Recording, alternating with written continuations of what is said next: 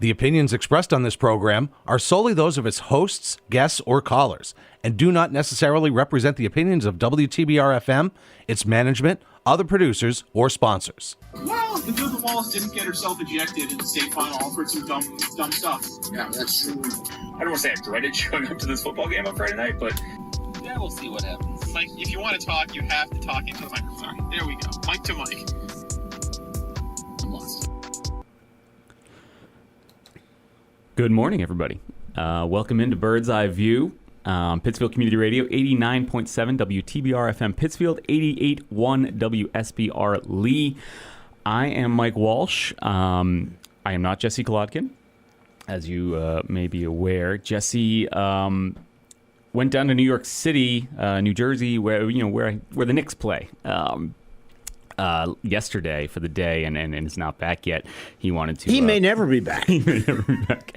Yeah, I checked at halftime, and the score was what it was, where the Knicks were getting kind of flattened, and I was like, "Ooh, that's a tough, it's a tough commute to make to see, to be around that." But then obviously, yeah, they came back and won. So congrats to him. I guess in his column about it, he wrote that he's a Knicks enjoyer, which I don't know what that means. Well, as we know, for those of us who don't know, he's a Nets fan. Okay, yeah. So, yeah. You can Yes. It's two teams in the same city. I think that's not, I think if you're a big fan of one team, I don't think Mets fans call themselves Yankee enjoyers. No, but Jesse's a unique individual where his background is fairly unique. That's Howard Herman. Howard's going to join me today. Western Mass Baseball Hall of Famer Howard Herman, as of Friday night, Saturday, over the weekend. And yeah, Howard and I were both at a state semifinal last night. I was at a state semifinal 2 days ago as well. We are unfortunately done. The spring season for Berkshire County High School athletics has come to a close about 4 days early, unfortunately. We will not be out in Worcester at Polar Park, nor I guess it was Worcester State for this weekend's softball, but Drury baseball, Lennox softball both fall in the Final Four. So we can talk, I guess, a good amount about that. But yeah, overall, it's sad to be done early. This is our second straight we don't make it to the final weekend. This is true. Second straight year. This of all of the state finals in the four sports remaining. Mm-hmm. And that's baseball, softball, and boys and girls lacrosse. Yes, yeah. There is one Western Mass team still playing. Oh, dear. And that's the Longmeadow boys in Division II lacrosse. Okay. This is the first time since 2018 that no Western Mass team has made a state championship game in baseball or softball.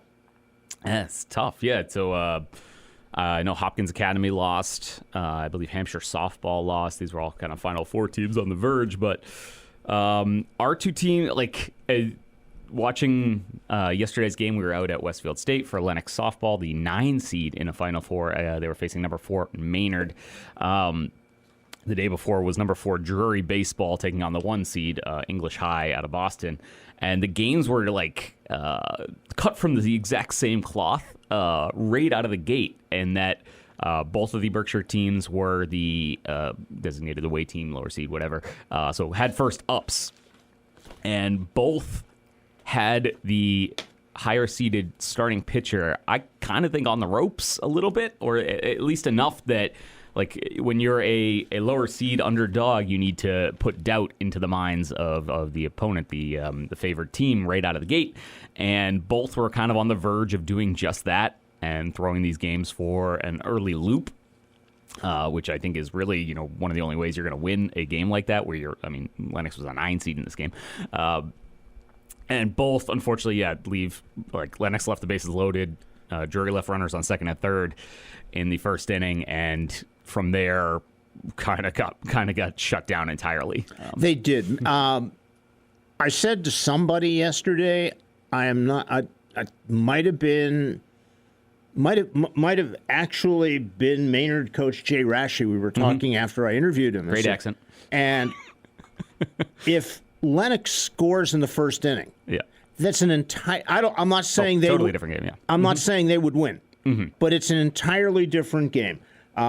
They with one out, Grace Giuliano singled, Cassidy Flynn walked on 4 pitches, mind you, and then Lexi Witherill reaches on an error. So you got the bases loaded, 1 out. All Maddie Carlin, the Maynard pitcher, did was strike out Lily McDonald and Amaya Alger. Gets out of it. Carlin struck out 14. Yeah. Her coach said she struck out 8 of the first 9 outs. Yeah, and I would argue that Giuliano hit the only 2 balls that were hit with any force. Yep. She got she singled in the 7th inning when Lennox scored its run, and she of course had that single in the 1st inning. But you score a run or 2 there, and it's much different. That's just doubt. Yeah, doubt creeps into Maddie Carlin, who had the crazy game. Doubt creeps into the whole Maynard side, and all of a sudden they're the ones coming to bat with that hanging over them. Instead, Lennox, you feel like the wind gets out of your sails a little bit there. The game was still scoreless into the 3rd, 4th inning? Into the 3rd. Maynard scored 2, and then it's 2-0 the entire game. But then in the top of the 5th, Lennox loads the bases again. yes. But the only problem was it came with 2 outs, which limits what you can do. Yeah, and you can kind of sense it that like this girl was throwing probably definitely harder than anyone in Berkshire County throws. Her rise ball was, I think, probably better than anyone in Berkshire County. In fact, that is what that's what Lennox coach Amy Pyers and Grace Giuliano both talked to me about. It's about they couldn't handle her rise ball. Yeah. And you could tell. It's like when you watch a rise ball, it's not quite like when you watch in baseball the so-called Little League high fastball that nobody can hit. This starts, belt high and goes up. Yeah. So, they're swinging. By the time they're done swinging, they're swinging at eye level because of the way the ball goes up. And it seemed like the Lennox hitters were late on a lot of swings. Yeah. But all credit goes to Carlin. She's a 200 plus strikeout pitcher, and you can sense it coming. They had these two or three little girls out in the left field, outside the stadium, like outside the fence, but along the left field fence, outfield, and they were putting up Yes, the markered Ks. I saw them, and I was like, "Oh, this girl must be legit." Then, if you bring a caravan of kids doing that, and sure enough, 14 strikeouts. Like I said, at one point, I think she had struck out 8 of the first 9 outs, maybe, and it went maybe beyond that, 10 of the first 12, something like that. And let's and as good as she was, we have to tip the hat to Cassidy Flynn, who, as I look at my book, I think they only hit the ball really hard off of her maybe 5 times in the whole game. One of them was an RBI triple by Riley Rashi, who I presume is the coach's daughter, and there were Alger makes a great play in left field on one, but they didn't hit her particularly hard either. She did, and game, and she's only a freshman, and it would be fair to suggest that if her development graph continues as it should, she will be dominant in Western Mass by the time she's a senior. That doesn't mean it will be. But if you assume that the improvement graph doesn't level off, she's going to be terrific. Yeah, if the team stays together and adds just numbers wise, they're very thin numbers wise. But like Grace Giuliano is the only senior, so a program that should be continue to contend for this level of spot. For sure, it's just a numbers concern where I compare. It's hard to compare it to baseball, but coming off of the baseball game where Drury has 20 kids in the dugout. Yeah. And what's crazy was there with 11. Yeah. What's crazy is Grace Giuliano, the only senior on the entire roster. And as a segue into the baseball game, Lennox had 8th graders on the corners. Yes. Yep. Lexi Wetherill at first base, and Layla Souls at third base are both 8th graders. And the 2 young women on the bench are also 8th graders. They had 4 juniors, 2 freshmen, 2 8th graders in their batting order yesterday, and to think that team got to a state semifinal is crazy. Yeah, it's the Lennox softball being good at all is a bit of a stunner for me over the last 3 years. But this level of good is kind of crazy to think about. And they compare. So I saw them there 3 weeks ago, whenever Western Mass Finals was at that same location, and I think they made 6 or 7 errors in the game, lost the Western Mass Final. So to see them play this game, I think just about clean throughout. They made 1 error. There late, was one error. It wasn't even like it was a single plus an error kind of deal where they overthrow into second. But beyond that, they made every play. Yeah, they made just every play was made that was in front of them. Flynn coming off the mound to field a couple bunts really well. Grace Giuliano was excellent at shortstop. Lily McDonald is one of the better defenders I've ever seen in softball. Coming out of second base, like I said, the outfielders made a couple big catches. Markiara Jackson in center field as well. So. It was cool. It was a great game. Yeah, 2-0 pretty much the entire game. They tacked on 3 runs in the 6th, bottom of the 6th. So take that what you will. 5-1 is the final. But yeah, great game. Both were pretty excellent games. I would say completely worthy of being in that game. It's not like they went out there and got blown out. So no, and there's nothing and when teams play well, it can be the most entertaining afternoon. And both teams played well. One team was better than the other. And as I used to always tell my youngest, who was an athlete, you can lose or you can get beat. And I was talking about this yesterday with Cliff Flynn Jr., who former Lennox baseball player who was there, supporting his sister. Okay. And we were talking about that. I said, yeah, you never want to blow a game. But if the other guys are better, you're okay. You're kind of okay with losing. You never want to lose. And in this case, you just have to tip your hat to Maynard and say, okay, good luck on Saturday. Yeah, for sure. And they will. They advanced to the. I don't know who they're playing because the other game was going late last night. But that does it for softball for Berkshire County. And yeah, I just my one take on Berkshire County softball is just that seeing that girl pitch and seeing what Berkshire County offered for pitching this year is just there was a gap. And I'm excited that some of these Berkshire County pitchers, Cassidy Flynn included, Evelyn Giuliano, their other pitchers, a sophomore, Wacona's pitcher, Julia McComish, I believe is a freshman. So a lot of young pitchers, and I'm excited to see them kind of become that exciting level of softball pitcher that we saw there, striking out 14 girls, but just girls who can really sling it, and we kind of missed that this year. She was very much in the style of former Wacona ace Avery Vale Cruz, who, when I watched her pitch, I kind of made me think of her. But young pitchers getting better. Young hitters getting bigger and stronger and getting better, and while obviously Lennox deserved to win its round of 8 game, it would have been interesting to see what the Hoosick Bats on that bat. Yeah, that pitcher, what the Hoosick Bats could have done against them. Although I think it would have been a different game because I think Flynn pitched better than Gracelyn Wright had down the stretch, and we might still be there because it might be one of those 12-10 games. For sure. All right.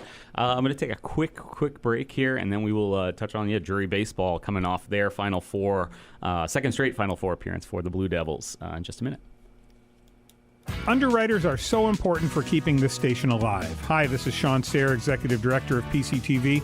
I'd like to thank our local businesses for supporting Pittsfield Community Radio and for believing in the mission of the station. When you hear underwriting messages on the air, you know those companies support WTBR-FM. If you're listening now and your business would like to join in and support us, call me today at 445-4234 and get involved, or visit us at WTBR-FM.com. It will make all the difference.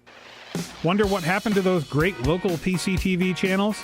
Did you lose them? No worries, they're still there. Go to cable channels 1301, 1302, and 1303 to watch the best local content on television. News and information, sports and entertainment, city council, school committee, July 4th parade. It's all there waiting for you. Pittsfield Community Television. For over 30 years, we are still your local television. All right, welcome back. Bird's Eye View. Mike Walsh here. Howard Herman joining me this morning. Pittsfield Community Radio, 89.7 WTBR-FM. Pittsfield, 88.1 WSBR Lee. I just had to peel open a cheese stick there for the little one roaming around. We're doing Final Fours. MIAA state tournaments come to a close for Berkshire County. The state championship games will be at Polar Park and at Worcester State this weekend, Friday, Saturday. But yeah, as Howard mentioned off the top, I guess lacrosse is happening this weekend as well. I don't know where they play those. When Wacona was in it a few years ago, it was at Worcester State. But no Berkshire County teams. One Western Mass team, Longmeadow Boys Lacrosse, I guess still kicking it in D2 boys lax. So, but yeah, Drury baseball, a second straight trip to. That game was at Fitton last year, yes? That game was, both games were at Fitton. Yes, yeah, I wasn't there last year. But back-to-back trips to Fitton Field for the MIA D5 Final Four. Back-to-back games against English High School Bulldogs out of, I think they're in Jamaica Plain. Yeah. And unfortunately, back-to-back, roadblock by the Bulldogs was the headline in the paper. And pretty much that was what happened. Drury was good enough to play in a state championship game, in my opinion, watching the game. They just, a better team was there as well. A better pitcher, certainly a better pitcher. And it was interesting because last year's game, as you might remember from what I wrote from the covering that game. Yeah. But it was, Drury scored 6 runs early, and then English came back and took the lead with I think 7 runs, and really beat up starting pitcher Connor Hinkle in that game, and then he settled in and was terrific the rest of the game. But Drury couldn't get anything else matched up, and as we the segue was there, Drury does lose key guys. But 1, 2, 3, 4, 5 members of their starting 9 are back next year, including two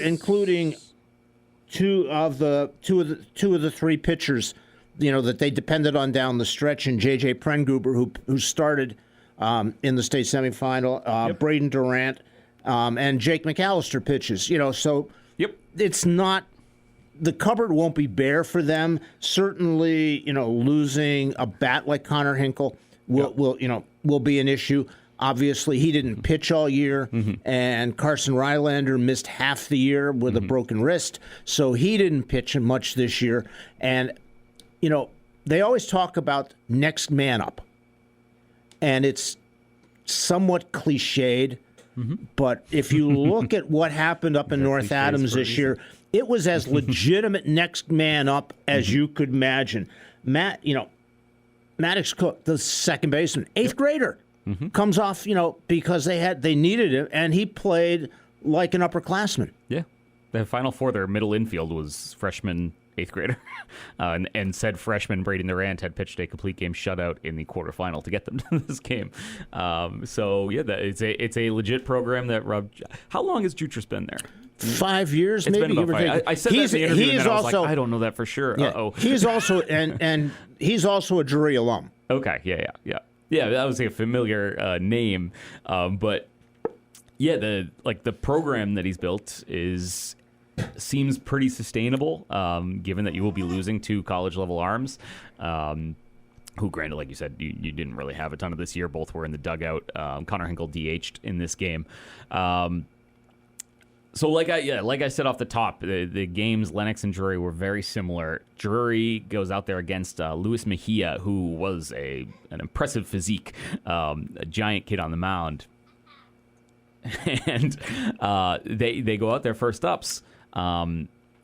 Luis Mejia walks Julian Feliciano on 5 pitches. Wild pitches him all the way around to third.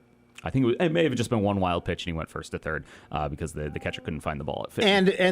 And at Polar and at Fitton Field, there's a lot of distance lot of between home plate and the backstop. A lot of room, some tricky dugout stuff there as well. But then he walks Connor Hinkle, also on 5 pitches, sets up first and third. And so, obviously, as a reporter, it's hard to know what the signs are, what the call was. But Hinkle appeared to try to get into a rundown in order to, get into a pickle. Feliciano takes home, that kind of deal. But he ran maybe too far, like 3/4 of the way down the base path, and then wasn't quick enough to turn back. Looked like he looked at Feliciano. Feliciano hadn't left yet. And then he just got tagged, tagged in the middle of the base paths, and it's like an embarrassing looking thing that you were trying to draw this up, and that kind of wind out of the sails a little bit. In that, you had first and third, nobody out, and then Mejia strikes out Prenguber, gets a ground out by Lucas Hamilton. To end the inning. So, you had first and third, nobody out, and this guy he's thrown 2 strikes in 10 pitches, and they kind of just outright let him off the hook. It is it's nearly identical to what happened in the softball game. Mm-hmm. When you are the underdog, so to speak, at least by your seed, you got to jump on a team early. And they had a chance in that, based on your description, to get a couple of runs early and put Mejia and put English behind the 8 ball. And when you don't do that, that gives the other dugout a little bit more confidence as well. And as and as well as Prenguber pitched. They just Mejia just didn't let him get any more opportunities. No, it was coming into the second inning, after Prenguber pitched out of his own kind of mini jam in the bottom of the first, Jake McAllister hits a double, absolutely crushed the ball to way, I'm sure a lot of fields would have been out, but we're at D1 college level ballpark here at Fitton, and goes for a double, steals third, and gets, again, stranded there. 3 straight Ks, 2 of which were looking. So... another reporter asked it, was the strike zone pretty big? And it sounded like that was part of the case because there were a bizarre amount of backwards Ks throughout the game on both sides. But it just seemed like, even that first inning, whatever it did to affect Drury was just all right. And for a team that I've credited all postseason long with being one of the best vibes teams I've ever seen, it just got a little off. There, so they strand, guy on third in both the first and second innings, and then don't get another base runner until 1 out in the 5th, when Braden can. And at that point, they're already down. That might be just 1-0 at that point. 1-0 at that point. And this is another one that's just it'll kind of get lost in the shuffle of things, but it was 1-0. Braden Canales walks. They probably tried to pick him off 6 times, I want to say, between the catcher threw down once or twice, pitcher tried to pick him off a few times. Eventually, he is called for a balk. So Canales goes to second. He's called for a balk again. He goes to third. In the meantime, Maddox Cook is up in a pretty long at bat. I believe it gets to a full count, and Canales is balked home. That's just what the call was. He comes jogging home, screams. They put the big D chain on him that's been Drury's signature this postseason. He goes into the dugout. You said you were watching Game Changer. It goes 1-1. And then it was a minute later, all of a sudden the English coaches are out there, and they're, I believe, arguing that he was pitching from the stretch, in which case it wasn't a balk, which I guess either way, that wound up being the call. Jutras didn't really argue it too much. Drury, the players were obviously very upset. Canales is forced out of the dugout, goes back, puts his helmet on, goes back to third, and but still, you have a guy on third, 1 out, you're okay. Get a ball in play somewhere, tie this game up.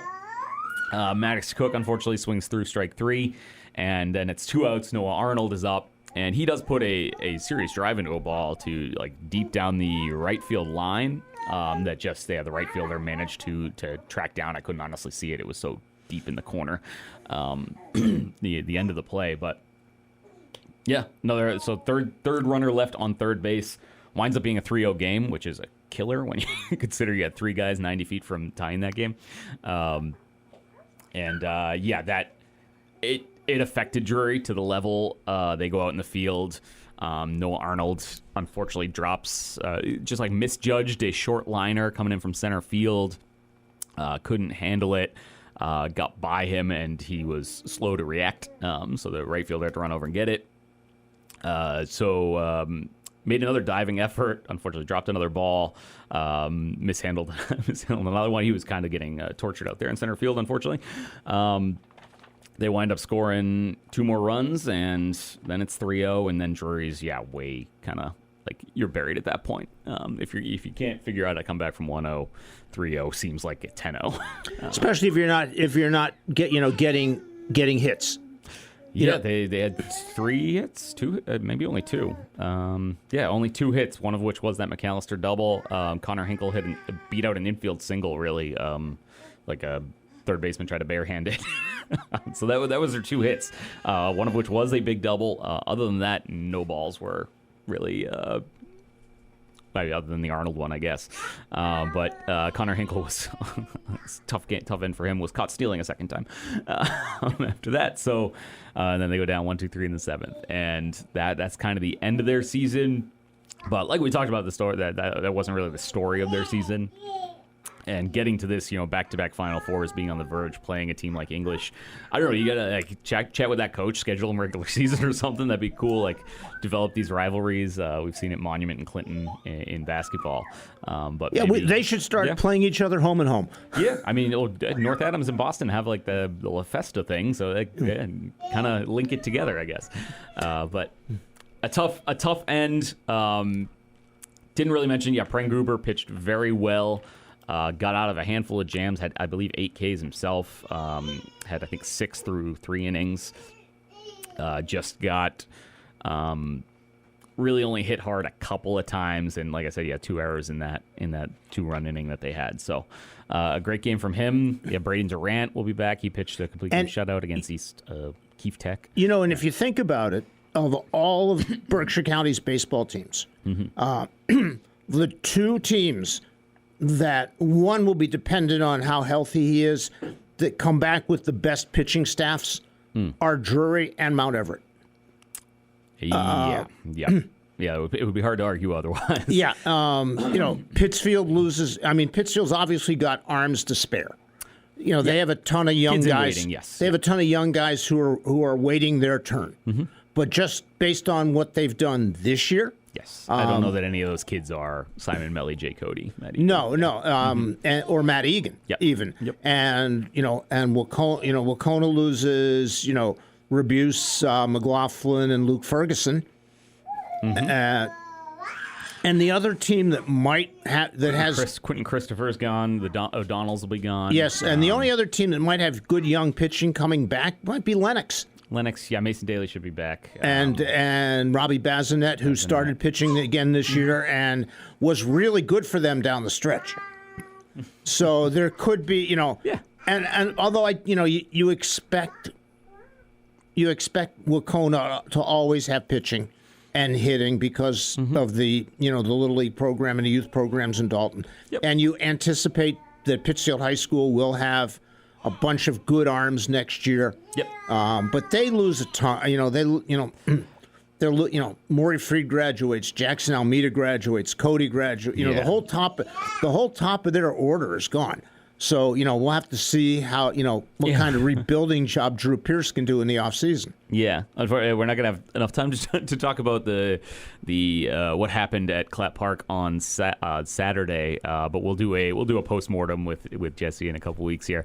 But it was as quiet as Clap Park at Buddy Pellerin Field has ever been, in my opinion. There when they lose 9-0. And we've talked about, and I think we talked about it on the podcast, which you can still listen to online. But down the stretch, it seemed like Pittsfield's offense did just enough to win games. They weren't producing the 12, 15 runs that they had been producing earlier in the year. So, and sooner or later, that comes back to bite you. For sure. Yeah, they Pittsfield High unfortunately finishes the season without scoring a run over 13 straight innings, and that's really the end of it. But all right. Thanks to Howard Herman, Western Mass Baseball Hall of Famer Howard Herman. I'm Mike Walsh. This has been Bird's Eye View here on WTBR FM Pittsfield, WSBR Lee. We'll talk to you down the road.